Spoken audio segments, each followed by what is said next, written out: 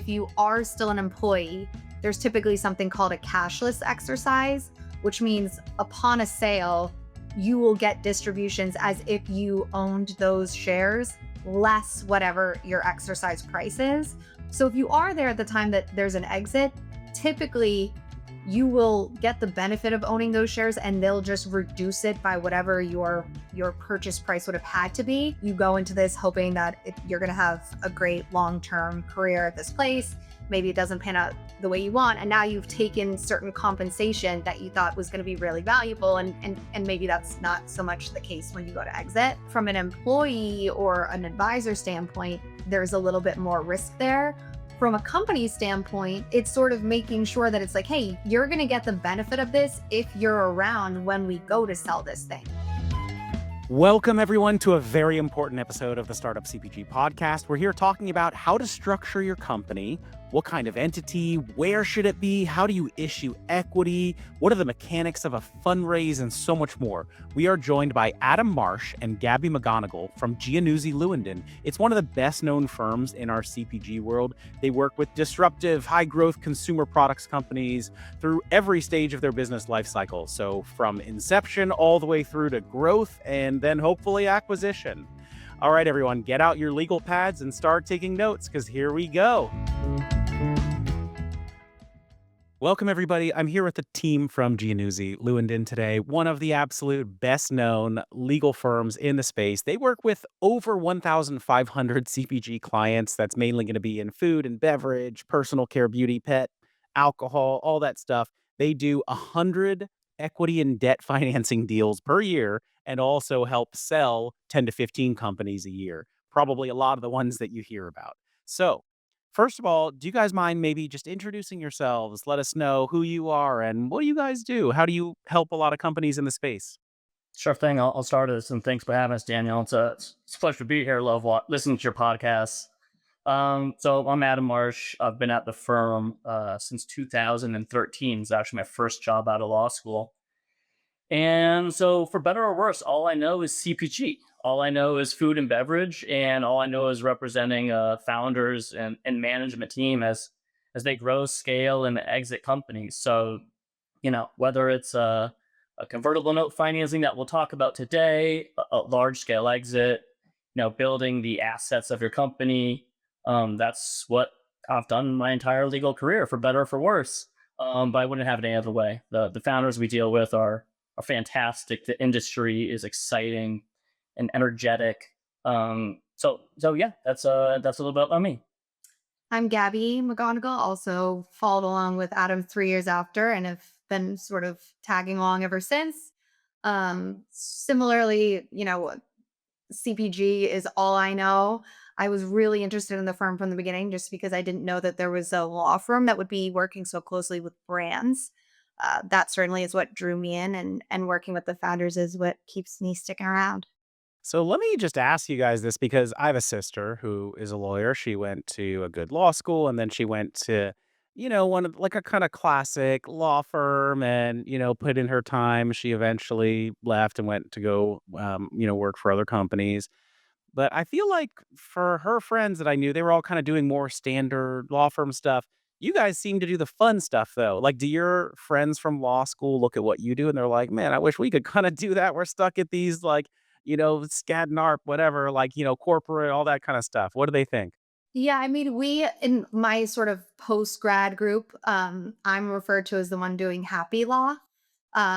Particularly, we don't do any litigation, so that keeps some of that away. But I think a lot of the fun of it is the people that we get to work with. Contracts are contracts. There's some of it. It's like if you're negotiating for elevator parts or produce, some of it's just, it is what it is in terms of the legal drafting. I think one of the things that keeps things so interesting is with these founders, they're so creative. They have different ideas. It's interesting for us to sort of learn from them too, what their idea of creative solves are, sort of thinking outside of kind of the legal box. And then we, over the years have accumulated so much knowledge from them and also able to impart that on so many of the new founders that we work with. And it's funny that they call you that, because my friends call me the snap lawyer. But yeah, you hit the nail on the head. It's all about the industry and the people that you meet. throwing events, doing events with you, Daniel. Like, it's always such a pleasure. And that's what, keeps us coming back to work every day. All right. I like to hear that because CPG is fun. And I think that's why so many of us are drawn to it. So I'm glad that that applies to lawyers as well. Okay. So I'm excited to just get into it today because there are all these questions we get all the time on the Slack that I think you guys can just answer for everybody if we just go one by one. So I want to ask you all about really the early stuff, like setting up your company and figuring out how you're going to fundraise for it and how should you structure all of that stuff because I think the knowledge is low and the implications are high. So let's just do it and get everybody that good info. So then when they do have to start paying you guys, they at least already have a good knowledge base to start with. Let's do it. So, first of all, tell me about entities because there are a bunch of different ones out there. Startup CPG is an S Corp. I don't know. I honestly don't really even know if that's the perfect thing or not because I never talked to anyone like you. But can you tell me about the different kinds of entities and what are the implications of that? Well, if you're going to be an S corp, it makes it a little more challenging to bring on investment. So that would be my one piece of advice for you. But most of our clients, they tend to be either LLCs or C corps, there's no magic behind it. I would say that LLC, that structure ultimately gives you a little bit more flexibility. There's less like corporate rules and structures. Um, Under the Delaware Code, you have to have board meetings and shareholder meetings, and there's just more rigidity in a corporation. So that's one reason people tend to like LLCs. They also can, utilize startup losses more quickly. So your cash investors can actually take deductions if your company's not making money. Another positive is you can issue what are called profits interests. In the corporation, you issue stock options. But again, that's just a little less tax beneficial for your employees, or if you're bringing on a co-packer and you're giving them equity for services. The profits interest tends to be slightly better from a tax perspective. Um, and of course, you avoid double taxation, right? So an LLC is a pass-through entity. So if and when you're making money, a corporation gets taxed at the corporate level and at the holder level. So you don't have that at the LLC. And then on a potential sale, there are what's called a step up in basis. So sometimes you can actually uh, increase your purchase price because of that. That's a longer term issue, but it's a good one to have in your back pocket in the event of eventual sale to Coke, Pepsi, Mars. Okay, so for an early brand, maybe LLC is okay in the early days. Maybe later on, it looks like, hey, there's some momentum, there's some real money that's going to come in. They can always convert it, I think, also to a C Corp. Yeah, go ahead. Yep, that you could convert to a C corp, and then you still can use this QSBS treatment, which can be incredibly beneficial. You can exclude 100% of the gain from your sale of stock, um, to the greater of $10 million or 10 times your basis in that stock. So that could be a substantial tax savings down the road. So that's often why you see, once private equity comes in, that they want to convert you to a C corp so they can take the advantage of the QSBS treatment. Yeah, and just sorry, one thing to note, it doesn't mean that you're gonna have to convert to an LLC. If you're an LLC and you're doing well and you have investors coming in, we see plenty of times investors coming in happily to an LLC structure. So it's certainly not the case that you have to be or should be a C corp if you think you're taking on strategic money, because we do see both. But that was just more kind of like the initial pull for a C corp structure. Okay, and is there anyone else that you would actually recommend the LLC to besides, let's say, someone who just isn't really swinging for the fences in the early days and maybe that would just be fine for them? Anyone else you'd be like, yeah, you probably would think about this? I love the LLC structure, particularly for founders, kind of what Adam touched on earlier.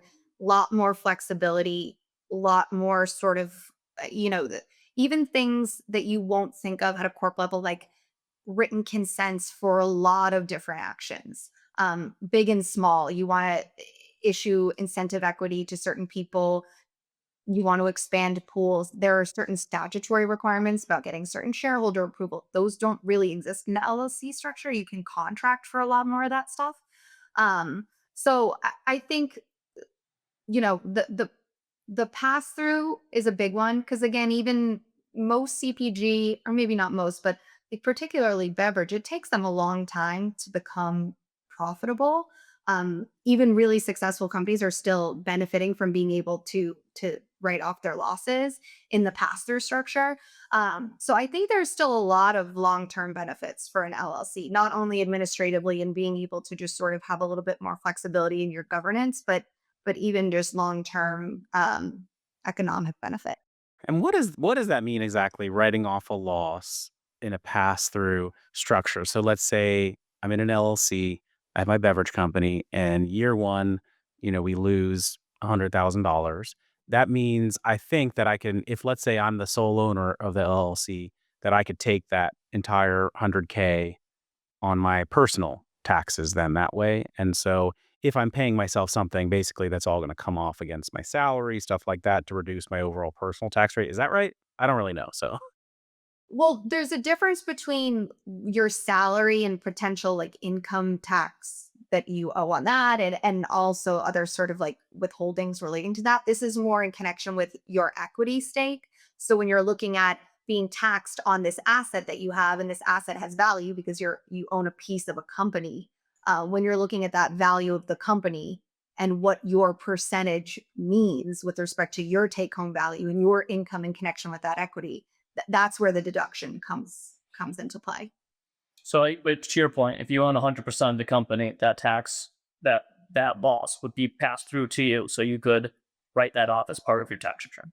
and then if you have like even outside investors, basically at the end of the year, and you have an LLC, you would be telling all of them like, hey, here's what happened on the P&L this year, and we lost 100K, and you'll be able to actually deduct 10K of that because you own 10% of the company, investor, something like that. Yeah, for the cash investor, the investor who actually put in money, that's correct. Got it. Interesting. All right. Shows you all what I know about fundraising. Never personally done it. Okay, so um, I got it. So C-Corp, maybe some greater flexibility there, but probably more red tape also. You're going to have to get things signed, get things done. I've definitely had to sign some stuff like that where I'm like, gosh, really? Like, you need me to sign this thing? I don't care about this. So, okay, that makes sense. Okay, and then the QSBS that you mentioned basically is just a way to protect from taxes up to 10 million of your ownership stake. How do you do it again? Yeah, so it's you get to exclude 100% of the gain from your sale of stock to the greater of 10 million or 10 times your basis in the stock. So if you have a basis in the stock that's 10, like suppose you started with a LLC and you converted that to a C Corp, and your basis in that stock upon conversion is 10 million, you can write off $100 million upon an eventual exit. There's a few more details in there. You have to hold the stock for like 5 years and all that. But that's the Cliff Notes version of it. So that's why investors come in and they love this, right? Because they and that's a windfall for them that they wouldn't have had under a different structure.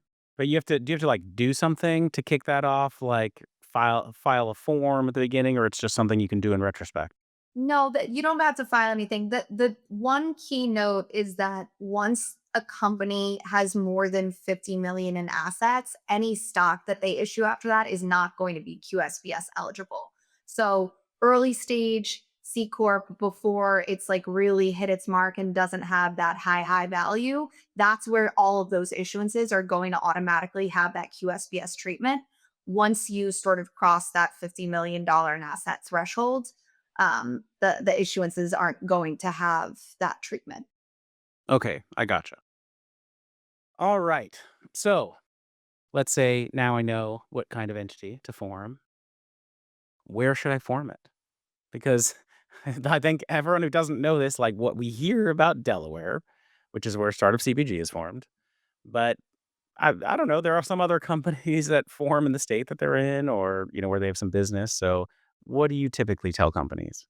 I think 9 times out of 10, we're going to tell them Delaware. Yeah. If you're coming to me with a fresh idea, you don't even have a company, we're going to form it for you. We're going to form it for you in Delaware. People come to us all the time, right? They're formed in New York, they're formed in California. And more often than not, when the investor comes in and wants to give you $1 million, $2 million, $5 million, one of the requisites is going to be you have to convert to a Delaware LLC or C Corp. Now we are seeing a few changes. There's been some talk of Texas and Nevada, and we've seen a few companies incorporate there. But generally speaking, Delaware is the rule, and that's because there's so much, frankly, case law there, and there's so much that's already been determined in those courts. So you're not going into there with like your eyes closed. Kind of everyone knows what to expect. And in this industry, when you're an investor, you want clarity. You want to know the rules of the law, the rules of the road. So that's why more often than not, you're going to be in Delaware. Yeah, and one thing is it really is like Adam was saying a matter of worst case scenario, when you're getting into contract disputes or investor disputes or some sort of claim, that's where that case law comes in because it allows you sort of going into things to do a better risk analysis. There's a better guess at what the outcome is going to be because they've been litigated so much. I think the only other thing I would note, one other state that we've seen a little bit is Florida. If you're actually operating there because of the tax, benefits there, obviously if you're mainly working out of New York and you incorporate in Florida, you're not going to have that benefit. But for those who are actually like Miami based or otherwise in Florida, that's kind of the one that we don't usually talk people out of. Okay, but pretty much anybody can incorporate in Delaware. Delaware, which is one of the states that has that advantageous tax status, like similar, I think, to Texas and Florida and Tennessee and Vermont, maybe. I don't know. I'm just saying those, but I think maybe it's right.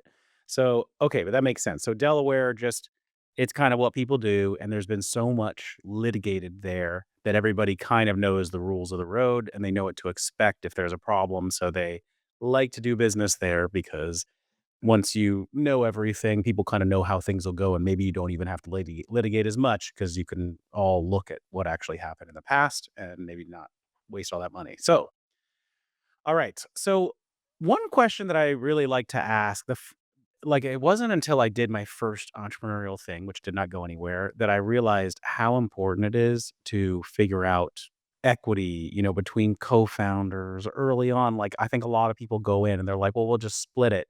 And then you might never be friends again. As soon as one person is not pulling their weight as much as the other person, and you don't have something that actually gives you a guide for how the how the equity is going to vest, all of that stuff. All right. So once you form the company, like you as the founder or the co-founders, you just kind of have all the equity, right? You like form the company, you issue the equity to yourself.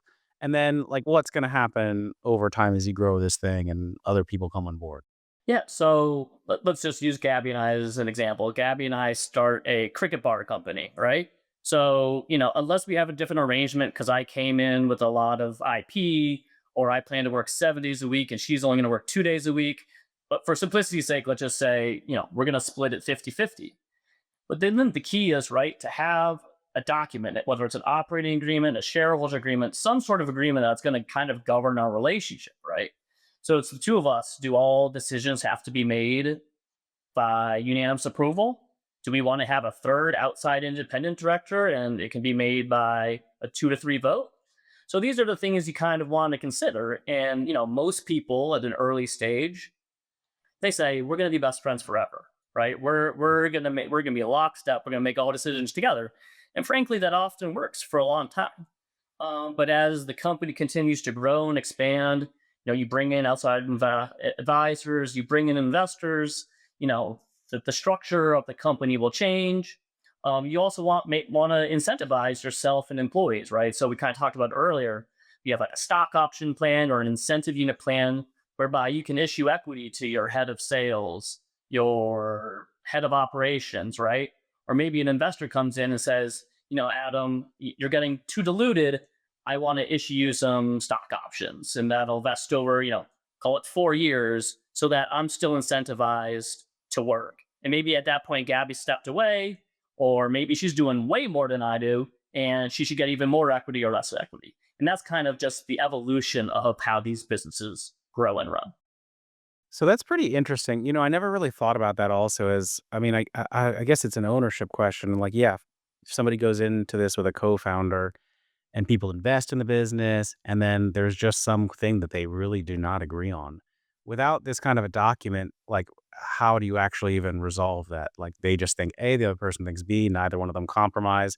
So it makes sense that maybe if you have that detailed out in a document, at least it's clear what happens in that instance. Yeah, for sure. I think the other thing is CPG is, and if you ask any of our founders, it's all encompassing. It's your whole day to day, your nights, your weekends. I think fortunately, most cases where we have more than one founder, there's so much dedication, there's so much put into these companies that overall they're always sort of aligned on the end goal or why they're doing it or why they got started. So we luckily don't see a ton of founder fallout. And if we do, there's often some acknowledgement of like, hey, I can't commit to this anymore, or things in my family have changed. I'm really looking to be bought out. I think I need to exit this, and then you can kind of work to amicably solve something. Very rarely do we see a situation where Adam and I are both giving 100% and we just hate each other so much that we can't keep operating. So luckily that hasn't happened. I think it's also very unique in CPG because I think most people do not go into CPG to make millions. Hopefully that's a happy byproduct. But I think people are going in because they have a passion for creating something that they felt was sort of missing in the market. And it takes so much work before you're at a point where you're really even potentially making a good amount of money from it, that's not that it doesn't seem to be what really drives our founder group. We'll be right back. Hey, you got the big retailer. Huzzah! But growth is hard work, and with great power comes great responsibility to your partners. As you scale together, both of you are going to sleep better at night knowing you are EDI compliant with our friends at SPS Commerce. Solutions from SPS Commerce help you automate order processing, making sure you're compliant with your big new juicy account and the rest of your trading partners and sales channels so you can stay focused on growing your business while the expert team from SPS Commerce handles all the details. Learn more at spscommerce.com/startupcpg. That's spscommerce.com/startupcpg, or check out the link in the show notes.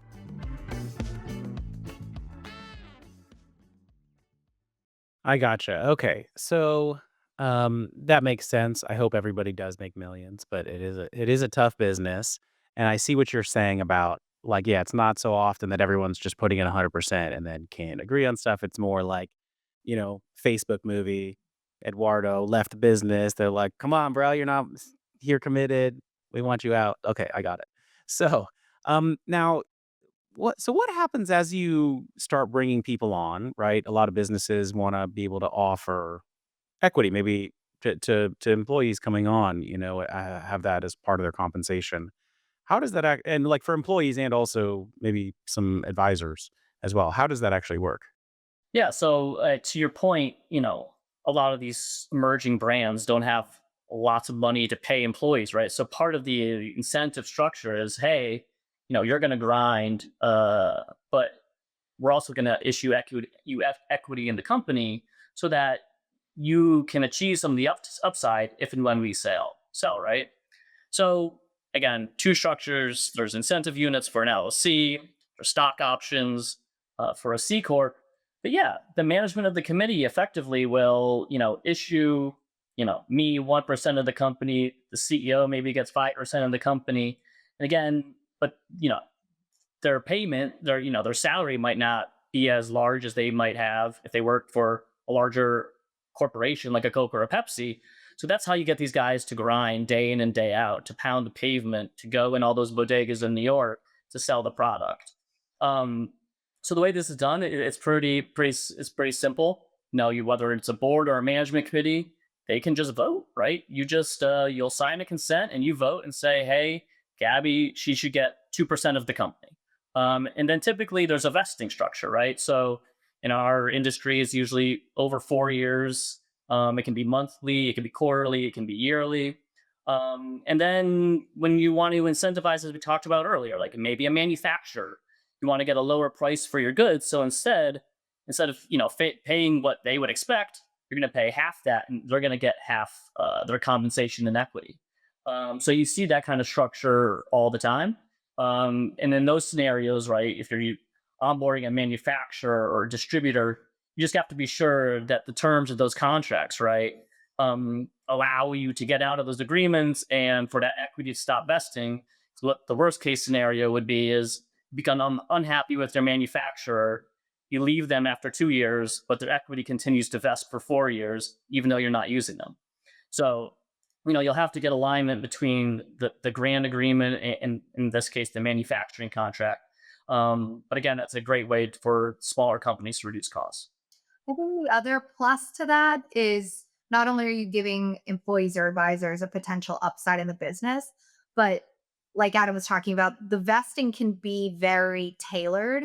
So it's also a way for the company to protect itself because you could say, hey, we're going to bring on this sales guy. We think he could be great, but this is going to vest based on us hitting certain revenue or sales targets. And so it's also a way to protect against sort of like, hey, we're going to give you a potential great upside, but we don't know you yet. We don't know how you work. We don't know how successful and how much value you will really add.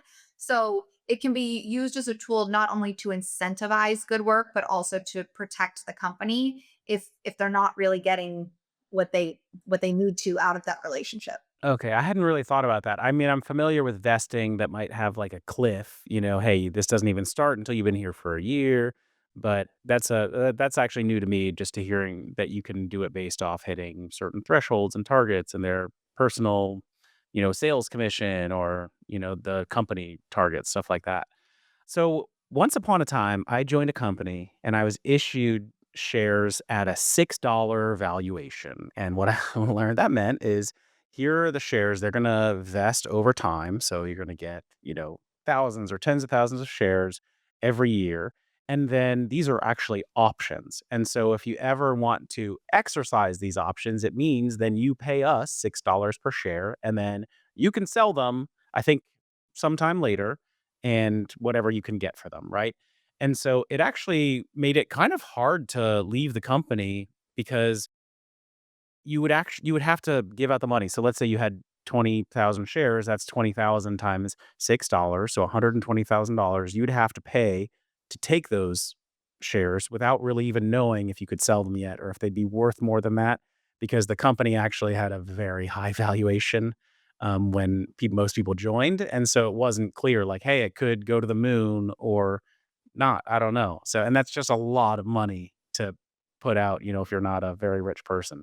Is that pretty common or what do you see most people doing? How does it go? Yeah, so this is kind of what Adam was talking about earlier with sort of the profit interests in an LLC versus the stock options at a corporate level, which is why again Adam was sort of saying the profit interest is the best way to incentivize people. There's no exercise price. There's something called a distribution threshold that has sort of a similar concept where you're only going to make money over a certain amount, but there's no buy-in that you need to make. With the option, you do have to exercise it. The kind of flip side of it is hopefully if you are still an employee, there's typically something called a cashless exercise, which means upon a sale, you will get distributions as if you owned those shares less whatever your exercise price is. So if you are there at the time that there's an exit, typically you will get the benefit of owning those shares and they'll just reduce it by whatever your purchase price would have had to be. To your point though, it does kind of get you stuck in there because if you do want to leave, most I think have somewhere between like you have to exercise between 90 days and a year upon like after an exit. So that does kind of make it tricky. You go into this hoping that you're going to have a great long-term career at this place. Maybe it doesn't pan out the way you want. And now you've taken certain compensation that you thought was going to be really valuable. And maybe that's not so much the case when you go to exit. So from an employee or an advisor standpoint, there's a little bit more risk there. From a company standpoint, it's sort of making sure that it's like, hey, you're going to get the benefit of this if you're around when we go to sell this thing. If you want to cut your losses and you don't want to stick around until we get to that point, then you need to kind of invest like everybody else does to have a piece of the pie. Yes. So I think, and just tying this back to, hey, you're a founder. What kind of equity do you want to actually give out to people? Those are the things to think about. Like your employees are going to prefer it if they can just get the equity. You probably would prefer it if there's something tied into that. So, like, yeah, sticking around. So, what do you actually tell people when they're starting to issue or create an employee stock pool or whatever? What is that like? How do you actually recommend it to them? Yeah, one quick note on that. You can still have a profit interest that says, in order to receive any proceeds for this, you need to be here at the time of a sale. So I just wanted to clarify that the profit interest grants can still very much require you to stick around. There's just not that purchase price that we talked about. In terms of how and when to incentivize people, I mean, I think at any given point, we usually advise that companies have a pool of somewhere between 10 and 15% of the overall ownership structure. Some of that at some point will be, heavily issued, some of it won't. We had Body Armor, which Mike Rapoli, who's a repeat renowned founder in the space, his whole mantra was always to reward the people who helped build it. So that was the largest pool that we've ever seen. I think it was somewhere either the high 20s or low 30%. Because that was really important to him that everybody who helped build it was going to have some real benefit upon an exit. So they're obviously outliers, but we do, I think, typically see an overall kind of pool of around 10 to 15%. And remember, when new money comes in, it dilutes everyone who's already there. So that pool might shrink. Maybe it was 10% of the structure and then there's a big investment and it shrinks down to 5%. That's why a lot of times you'll see this kind of re-upping of that pool to get it back to around 10 to 15%. And yeah, I think it really depends in terms of what stage you're at, in terms of what you need, what kind of level of expertise. Typically for, early stage companies, employees, even if they're sort of higher role, you're still seeing somewhere around like 2-3%, if not lower. Like some rank and file sales are going to be lower than that. There are times where we've seen companies gearing up for an exit. They need a really sophisticated CFO who's done this before, who has a ton of experience. And maybe that percentage ownership is a little bit higher because it's sort of very specific and a crucial need at a crucial point in time. So there's not really like a clear rubric on it.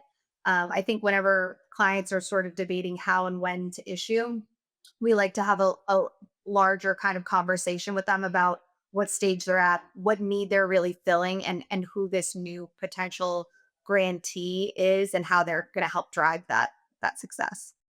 I gotcha. Okay.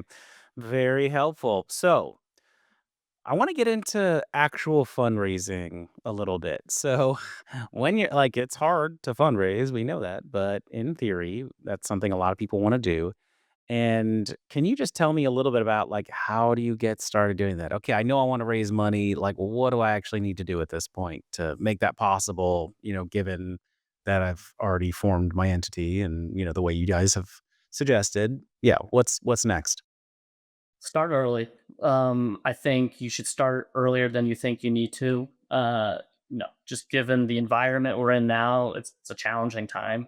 There's a lot of chaos happening. So starting early and getting your ducks in a row is important. And then I think you have to think about what kind of structure you're going to do, right? Are you going to do a friends and family pass the hat where you're doing maybe common equity, right? And you're collecting $25,000 here, $50,000 there? Or are you looking at a safe or a convertible note? Those are kind of probably the two primary um, methods we see for early stage companies. And structuring and figuring out how to structure those, right? Is it a pre-money safe? Is it a post-money safe? Let's get into all of these terms. Can you take again, I'm 10. What Yeah. is that? So a pre-money safe, right? That how do I say this? It converts the safes convert along with all the other money. So usually when you do a safe, the safes convert when you do a preferred round of financing, right? And it'll be a cap and a discount.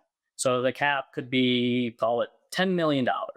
So with the pre-money safe though, the investor doesn't love it because they don't know exactly what their safe is going to convert into, because they convert at the same time as all the other safes, along with the new money. But a post-money safe says, suppose you put in a $10 million valuation and you put $2 million in the company. That investor knows at the time of conversion that they're going to own 20% of the company. So they love that because they have certainty into what the future looks like. Whereas with a pre-money safe, there's sorts of certain calculations that you have to use to determine how much your $2 million investment is going to result in equity at the time of the grant. And one thing, just to add even more kind of like lower level detail, the safe and the convertible notes, those are sort of like your key debt instruments, which means when you're investing, you're not on the cap table yet. You don't actually own equity. You're basically giving the company a loan and saying, we're going to invest, we're going to give you this amount of money. And once you do your next raise, depending on the terms of that, that's when we'll then get issued our equity. So it's sort of kicking the can down the road. Great if you don't yet have, a lot of sales to back up a valuation. So you don't want to say like, hey, it's going to be $5 a share based on what valuation are we looking at? So those debt instruments are great when you're not quite at the point where you're able to assert, like kind of peg a value, but you're still giving people future value based on future performance. And the safe is called a simple agreement for future equity. It doesn't have an interest rate or like default mechanisms like a convertible note does. So, 10 years ago when I started, convertible notes were all the rage. But I'd say, in the past 5 years, safes have become more popular because you don't have to tie an interest rate to it. You don't have to, there's no defaults in case you can't pay off your other existing debts. There's no maturity date. So there seems to be a shift towards safe just because they're more flexible. Okay, so just to clarify all of that a little bit more. So, okay, with a pre or post money safe, basically I'm saying there's not really a valuation on the company. I'm just going to give you a certain amount of money as debt basically on the business. And then when you eventually do a valuation and a raise, it's going to convert into equity. And there's a discount, which means whatever that valuation is, I get a discount to that because I'm giving you the money today, not at the time that you actually do that raise. And then there's a cap, which I think means the maximum valuation that you could have on a business when at that point. So it's not a cap on what the valuation is, but it is going to be a cap on the conversion calculation. So, if there are 1 million units outstanding and the company's worth $10 million, the price per unit is going to be $10 per unit. If the safe said basically the cap is 10 million, that's going to be your conversion rate, even if the next raise it was at a $20 million valuation. So it doesn't limit the company at raising it a higher value. It just impacts the cost at which or the price at which the safe will convert. It's investor protection. Okay, so it's investor protection. Does it also protect the company? Because I'm just thinking, like, does it mean if they wait longer to raise versus less amount of time that you actually end up getting a different amount of the company, or it's somehow protected from that because of the cap? So the goal always is that the longer it takes to raise money, the higher the valuation is going to be. So more often than not, if we had a safe right now that had a $10 million cap, because maybe right now our valuation is more like 5 million. So we're like, great, you'll have a $10 million cap. If this converts in 18 months, which is the next time we're going to do a raise, that's kind of the ballpark figure that we're thinking we're going to raise at. If the company at that stage is worth 40 million, the company is going to be a lot more, or the existing shareholders are going to be a lot more diluted by the fact that it's converting at a $10 million valuation than they would if it was converting at a $40 million valuation. So the cap doesn't really give the company protection. And in fact, some really early stages, we do a safe with a discount, but no cap, because we're sort of like, we have no way of knowing how this is going to convert, when it's going to convert, and what number even makes sense. Most investors insist on some sort of cap because it gives them some kind of baseline protection on that conversion pricing. We'll be right back. All CPG brands need business insurance. Let's hope you don't have to use it, but if so, you better have a good policy. We get asked about it in Slack all the time. When do I need general liability, product liability, workers' comp, all that stuff? I always tag in our friends at Amelia Risk Insurance. Just talk to them, you will see what I mean. We use them personally, so does Fishwife, so many other brands from the community. They know you need coverage, but also you need to save money, so they will help you understand exactly what do you need and fight to find you the most affordable and effective policies. Reach out to them at ameliarisk.com. That's AMELIA risk.com. They're really happy to have a very friendly chat with you to get started.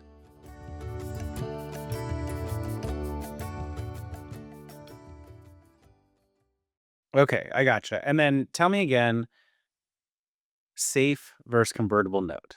All right, safe, simple agreement for future equity. There's no maturity date. There is no ways you can really default. And there's no interest rate, maybe most importantly, right? So if you're doing a convertible note with a $1 million convertible note and a 10% interest rate, right?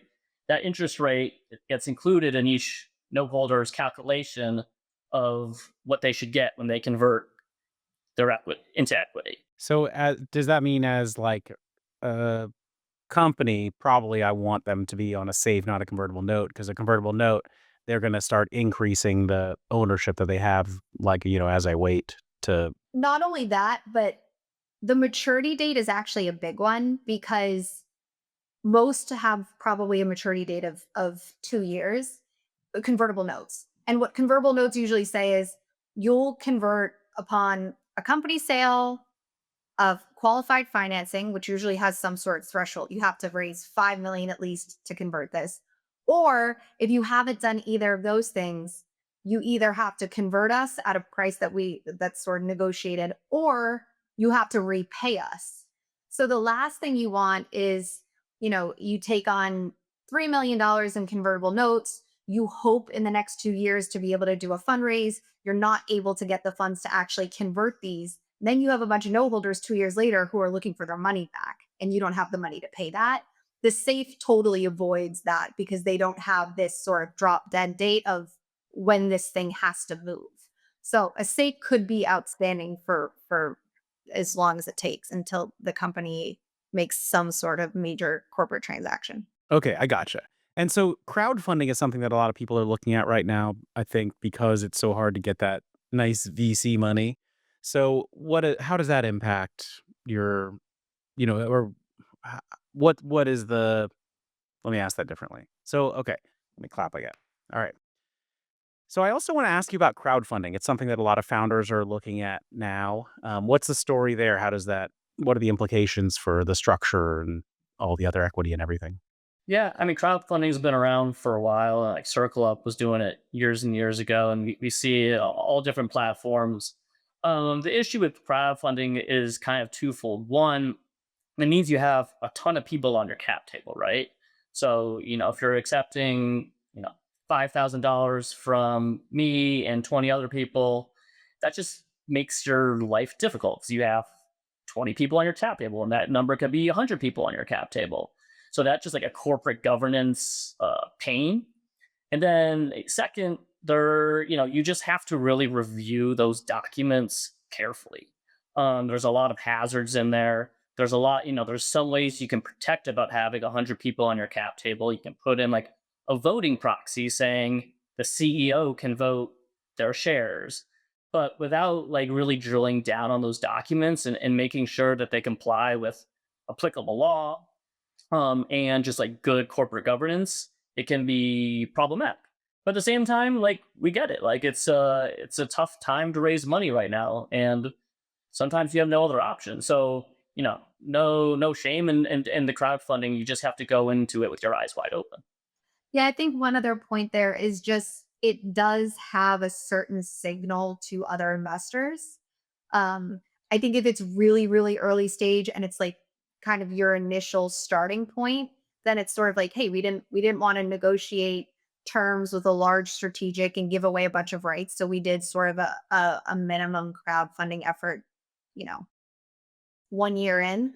I think if you're a company that's been operating for a couple of years, you have investors who have money on your cap table, and then you're moving to a crowdfunding, it may signal sort of a lack of confidence in your existing investor pool and also a lack of new interest in more strategic, larger sort of VCs.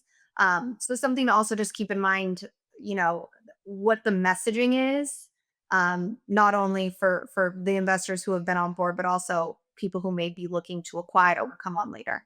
I gotcha. Okay, cool. So another thing I want to ask you about is we always see these movies and read these stories about people losing their companies because they raised the wrong way. And I don't know, somebody made them sign a document they didn't understand, and all of a sudden they're kicked out of their own company.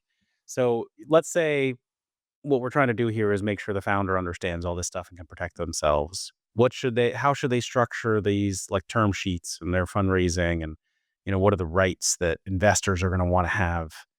What do we need to watch out for? I think the key is, well, hire a good lawyer. No, I'm kidding. But do surround yourself with people that understand the industry, right? Again, we only represent founders, so we go to bat for founders day in and day out. But the private equity funds, they might say, they love XYZ founder, but they don't have their best interest at heart because they have their own fiduciary obligations to their investors, right? So what you need to do is make sure you control your board for as long as possible. And even if you don't control your board, maybe you have some limited blocking rights in there that says, hey, XYZ investor, you can't sell this company without my approvals. The other thing is you really just need to negotiate the governance of your company.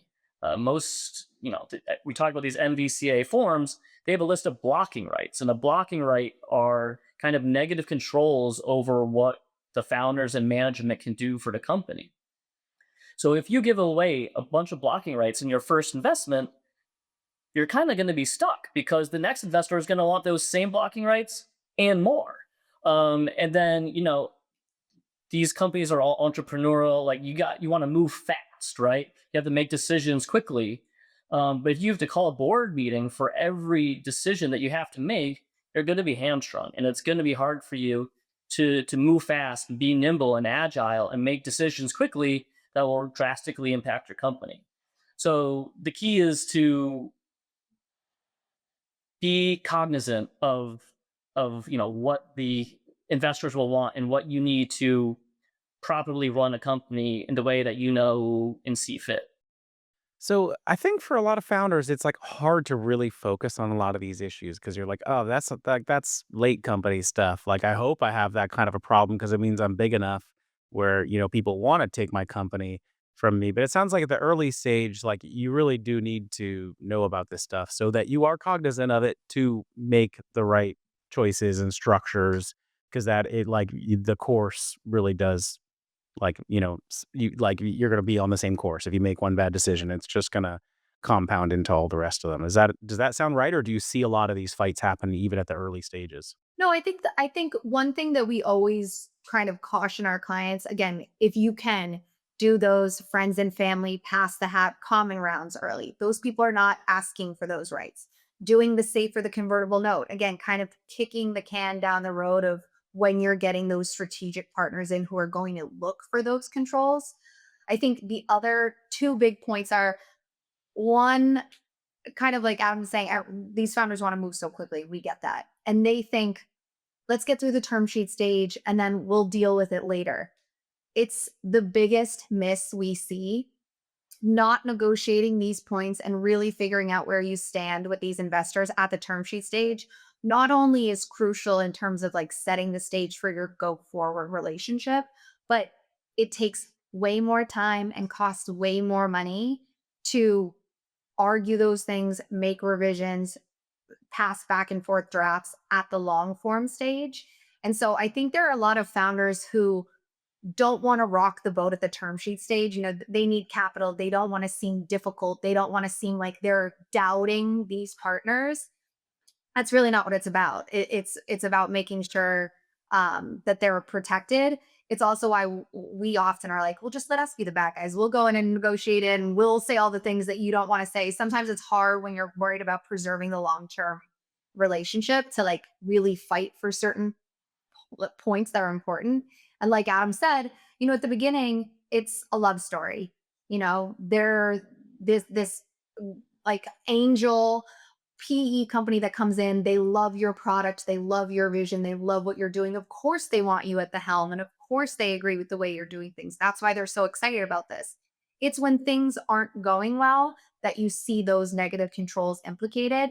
So it's easy when you're at the term sheet stage with rose colored glasses to kind of not want to really do the nitty gritty, hard conversation about what these blocking rates actually mean. But it's crucial. And then I think, like Adam said, with like talking to people you can really trust, there are a lot of those blocking rights that don't seem like they're ever really going to be a problem, but they're kind of what we call like a backdoor blocking right. So, for example, one is like increasing the size of the board. You might think we have our board, it's great, everything's going well. If you do a senior raise, whoever the lead investor is in that raise is going to want a board seat. So while this investor isn't saying you can't raise senior money, if you're raising senior money, they're going to want a board seat. And now they have a block over that. So I think it's also really important to understand all of the implications of these different blocking rates rather than just sort of seeming like, this looks okay. This isn't going to come up. Okay, I gotcha. And speaking of raising more money, what can I do to try to protect myself against dilution? As I start raising the money and my equity starts dwindling down, how can I try to keep as much of it as possible? Yeah, I mean, that's a great question. And unfortunately, like that's just part of the nature of the industry, right? As you raise more money, you're gonna get diluted. Um, so the key is to only raise money when you absolutely need to, but also starting that process early, like we discussed earlier, so that you don't lose all of your leverage, right? Once you're gonna run out of money in 2 weeks, you lose a lot of leverage in the negotiations. And then, hopefully you found good partners that right that realize, Daniel, you shouldn't be at 35%. You still grind every single day. Let's bump you up, issue stock options so that, you get up to 40, 45%. So, that's part of having a good partner, part of the negotiation structure. But unfortunately, like the reality is dilution is going to happen.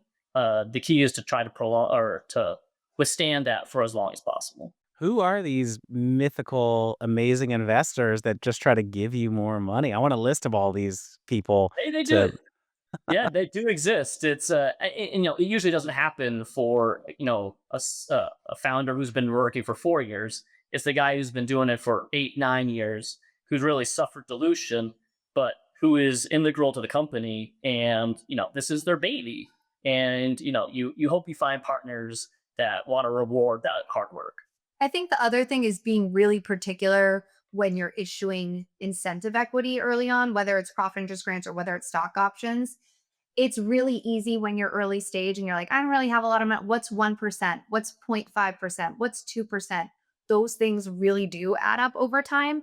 So making sure when you're doing that in connection with services or certain performances, you time that vesting to the performance. If Adam ends up with 5% because he did everything that the company needed him to do and it was uh, like a rocket ship, great. He gets 5% of something that we've all got a lot of value from.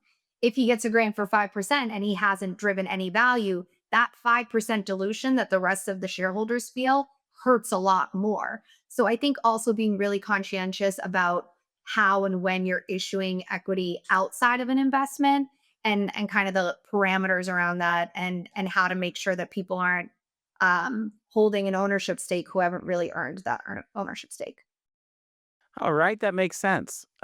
So, and one other thing I want to ask about is like I've heard about secondary sales, which is I think where okay, you start the company, you have all that equity, you raise some money.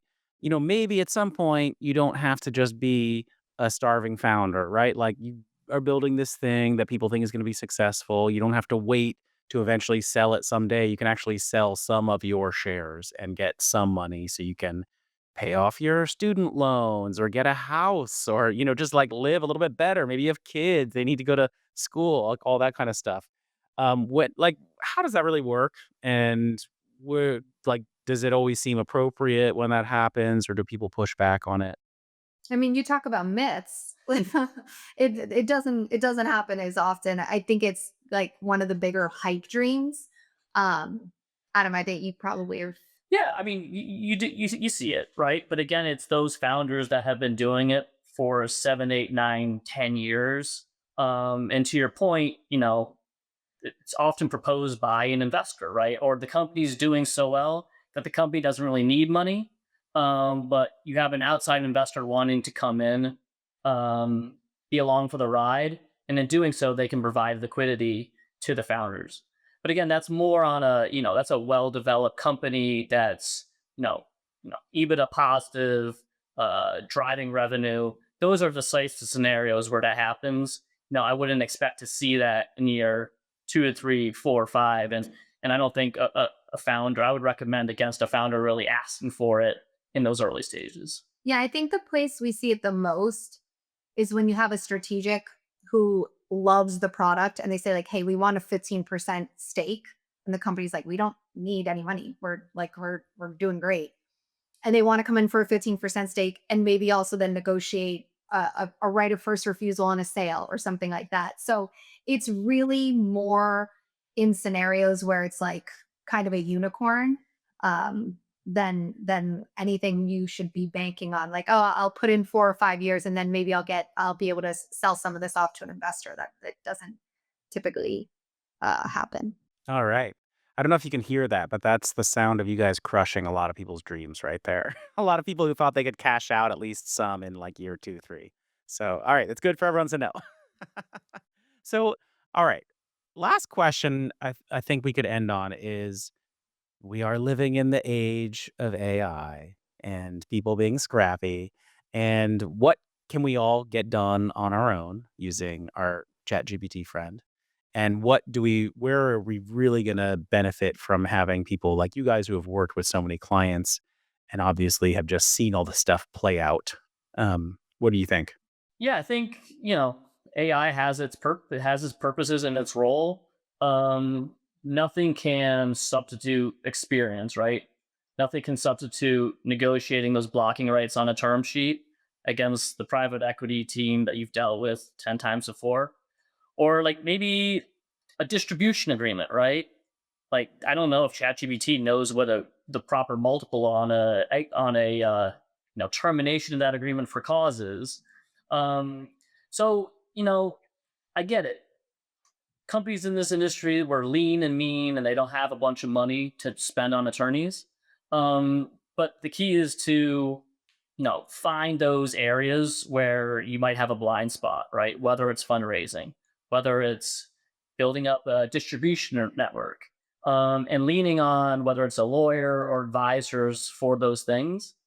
Because the reality is, like, you don't know what you don't know. And you might have a great trust in the state's attorney, but he doesn't know the first thing about, a manufacturing agreement and what the proper take or pay mechanism should look like. And I don't know if ChatGPT knows that. Maybe it does. I haven't tried. But that the asset building, the backbone of the company, the getting those governing documents right that are going to, govern how you and your partners work for the next 4 years, like those critical agreements, you should rely on someone with industry knowledge. Whether it's an advisor, someone who's exited before, another founder, or a lawyer. And one other thing on that, I would even say you see that in kind of the work that we do. And there are a couple of other firms that are in sort of CPG more heavily. We work with across the table from, the white shoe law firms, the big names, very expensive. We've had clients come from those who are using great, sophisticated, smart lawyers, but who don't know CPG. And so all legal documents are not the same. There's a framework, but like Adam said, you can't kind of make up for the real expertise that you only get from having done this and only doing this for as long as we have. That makes sense to me. So, yeah, I mentioned my sister who is a lawyer, and I always try to ask for free legal advice. Is she, because she like is basically in house somewhere now. She usually will be like, okay, put it into Chat GPT and then send that to me. And she'll look at it and then she's like, all right, it missed. Like, okay, yeah, you can use this like basic structure. That's not bad language, but it missed like three big things and you are going to want those in there. And she's right. I'm like, oh yeah, like it did not know about those things. Sometimes I don't know why. Like it seems like there's some just standard stuff that it should have accounted for. Like it should have. I don't. It wasn't even particular to me. It just should be accounting for that stuff in contracts. And then other stuff where like even if it knows you a little bit, it's not going to know a lot of contextual things that it should be asking you about your business and your plans and what kind of things could happen in your kind of a company or industry. So probably, yeah, anyways, probably saves her from starting from scratch on a bunch of language, but just the, like, judgment and stuff, hard to imagine it getting there. Um, cool. All right. Team, thank you guys so much for joining us today. I definitely learned a lot and reminded me how little I know. So thank you. I think that's why we all like to work with lawyers. You make all the hard stuff okay.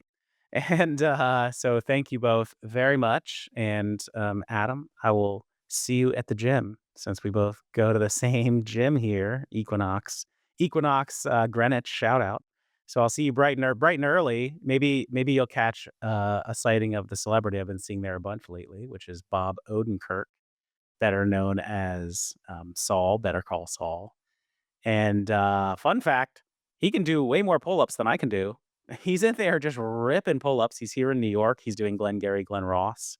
I think it's a 12-week um, showing that they're doing on it, which I saw last week. It was awesome.